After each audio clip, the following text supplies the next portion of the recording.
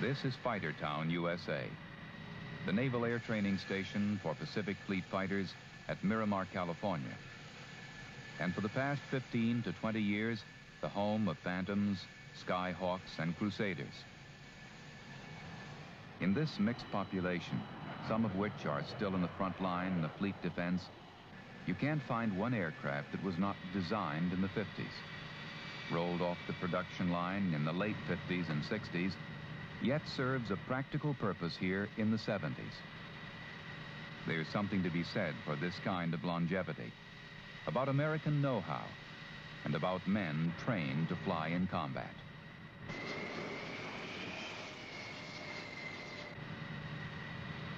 Exposed to the realities of air warfare in Vietnam, many of these men are professional sticks with experience that comes only in a shooting war. Now they're back where it all began, to get wrung out in a fighter that's unlike anything they've ever flown before, the F-14 Tomcat, and to test what they learn in simulated air combat maneuvers against other high-performance fighters.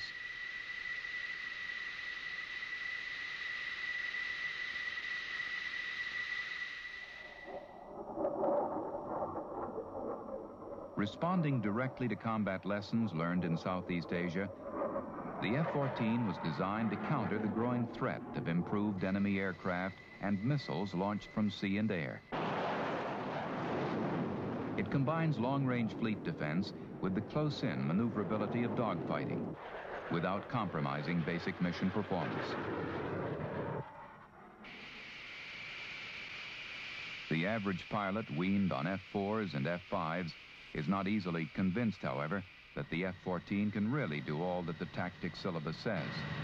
It takes a building of confidence in the overall performance of the F-14 and the pilot's ability to handle it. To begin with, there's getting used to a cockpit with lots of elbow room for a change, getting the feel of a flight control system and surfaces that move in unconventional ways, and learning all about the effectiveness of a variable wing for tight turns over a wide speed range.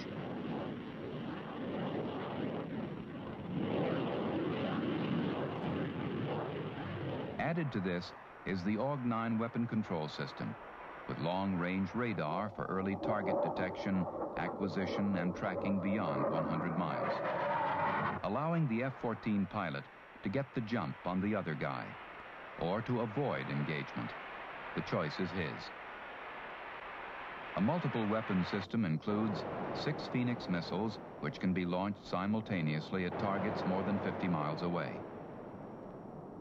Then there's working as a two-man crew, dividing responsibilities that range from visual tracking and navigation to kill assessment in a tough ECM environment, with a computer to help the NFO process over 20 targets at the same time. Learning about the F-14 and how to take advantage of its performance capabilities is a full-time job. Every working day, a routine of briefings and flying and debriefings. Beginnings before dawn and endings just short of midnight blur one day into the next. Soon enough, it's time to fight. Pilots new to the F-14 against tough gunfighters flying F-4s, A-4s, and T-38s. With the exception of the F-4, these are short-legged defensive fighters, yet all have a key place in the training environment because of their maneuvering capabilities. Many, like the Mongoose and F-5, have been souped up to closely simulate the performance of defensive enemy-type fighters. That the F-14 can outmaneuver and destroy any of these fighters is certain enough. But the pilot has to find out for himself, and dogfighting is one way to do it. Although only part of the F-14's overall capability, it's a good measure of the aircraft's performance under one of the most demanding fighting conditions a pilot is likely to face. The F-14 versus the T-38 is a lesson in defensive maneuvering, the T-38 being one of the tightest turning aircraft in the inventory.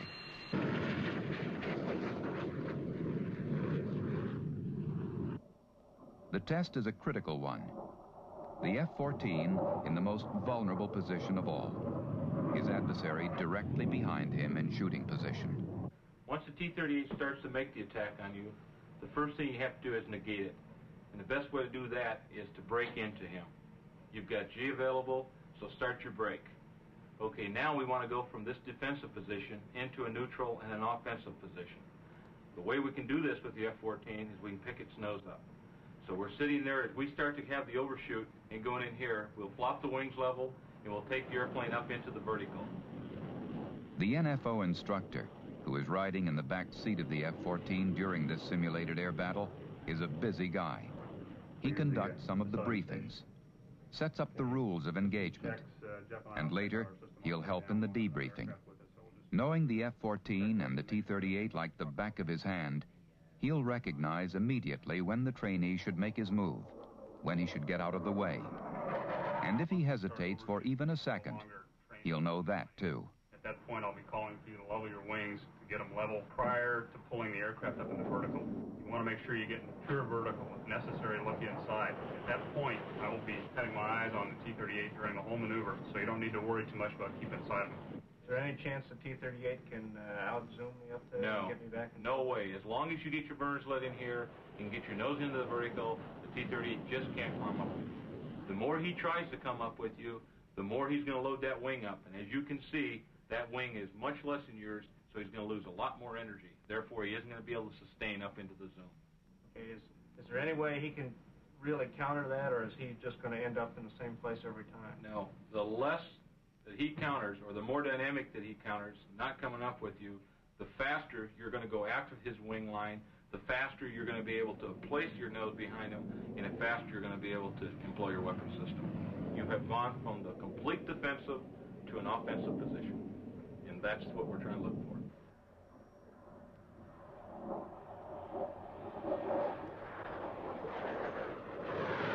From the classroom to the real world of air combat maneuvering, and back to the classroom, where the instructor who flew the T-38 conducts the debriefing. I was sitting there at 15,000 feet, and you were coming around about 1,000 feet lower than that on my port side.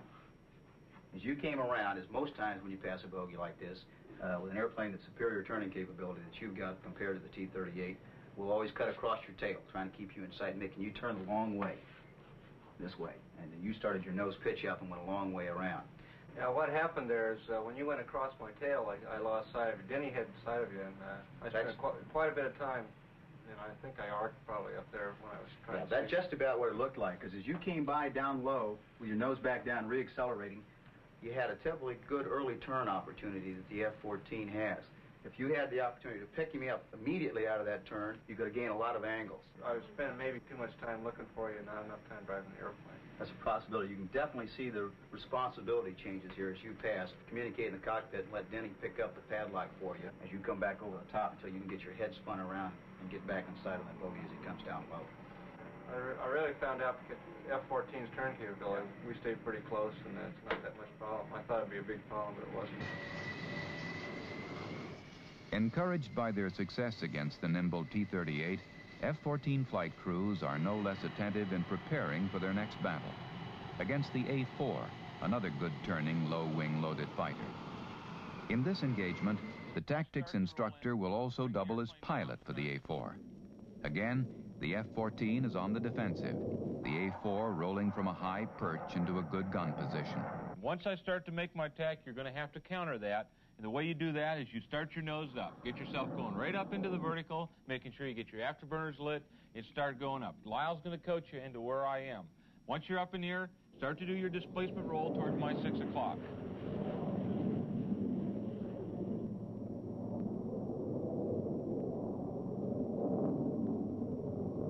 You're going to be sitting in there in a position like this. So then what I'll have to do is I'll have to counter that, making sure you get your burners out right up in here. Now, once you have those out, start your attack. Try to make a kill on me. Once that I'm sitting there, I'll have to counter that. I'll have to bring the nose up, get up in there. Once you see that you can't make the attack, bring yourself right up into the vertical again, and then this is where you're going to really make your money. You're going to be back up over top of me. I will be out of energy. I'll have to bring my nose down. So you'll be coming over the top. You'll have a good position to start making the kill.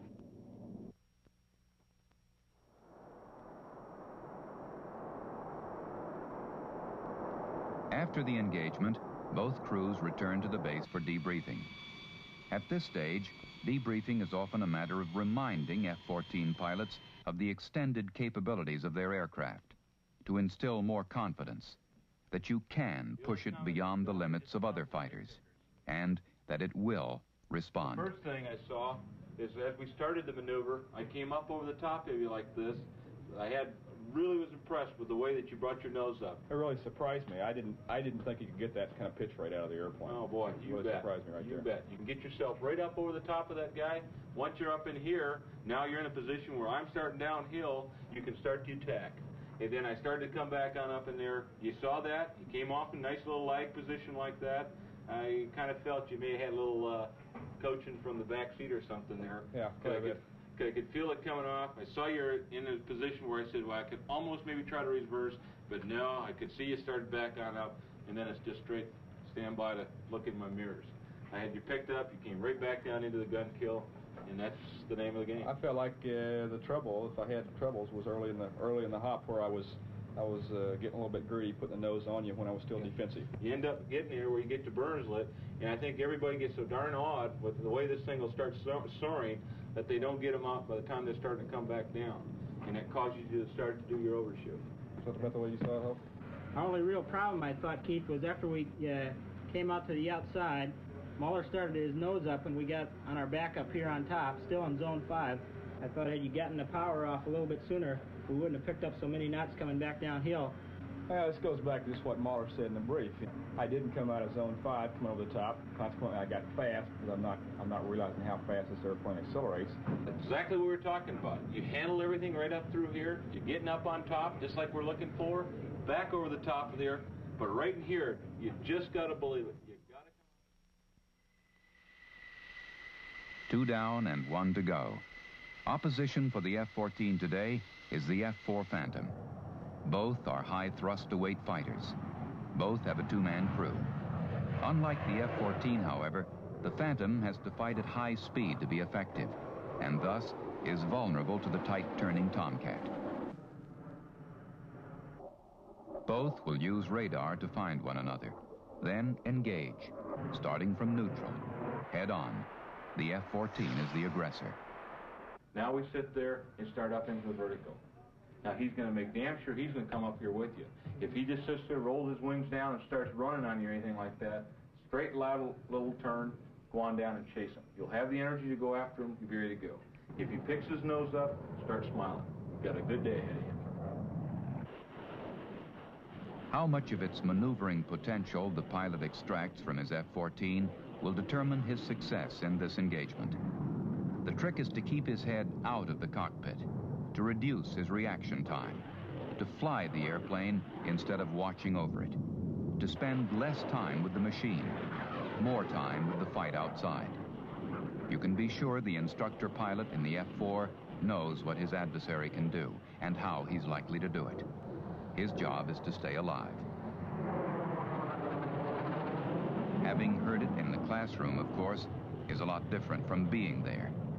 And after you've been there, there's a lot to talk about. Okay, Walt, this is where we picked him up, climbed up to his altitude, closed in, passed him down our left side, just like we briefed, and like we briefed, he zoomed. He peaked out about 30,000 feet, and we went up to about 28. But he was out of airspeed, and just like you said, just like we said, when we got his nose coming down predictable, we just put her right on him. I could not believe how little maneuverability he had left. You know, you could see the airplane load back up, and you could see him start to get a little bit desperate. He just had nothing left. We just put the nose on him and closed. You know, I thought that the whole engagement was just pretty much cut and dried. It's like Mike drew it out in the blackboard before we went out there.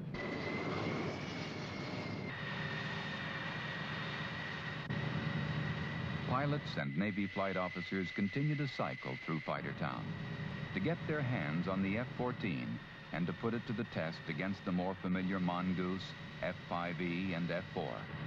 And they're impressed. we can take more of the classical maneuvers and use them to our advantage. That, to me, is the biggest thing. In the F-4, there are only one or two ways to win a fight. And if you don't do those one or two ways right and perfect, then you're going to lose. It's not a magic airplane that you can give any plumber and say, go out there and pull the thing around and it'll do what it needs to do. It just does things better. You can make up for a lot of mistakes and still survive or still get the shot.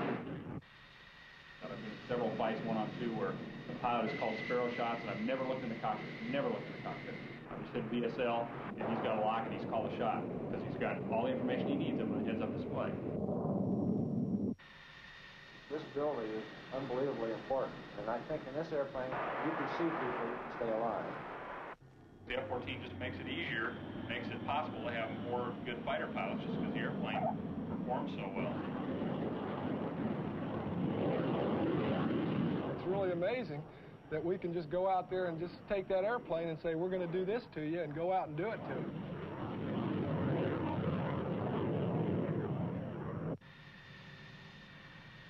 With a confidence in his airplane now born of experience, the pilot can translate F-14 capabilities into real performance.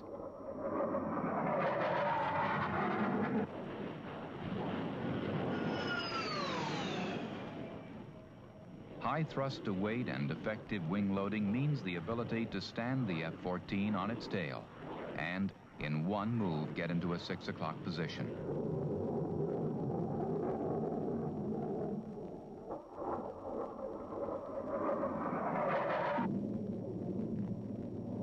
As other potential adversaries come along, F-14 tactics will be modified to handle them.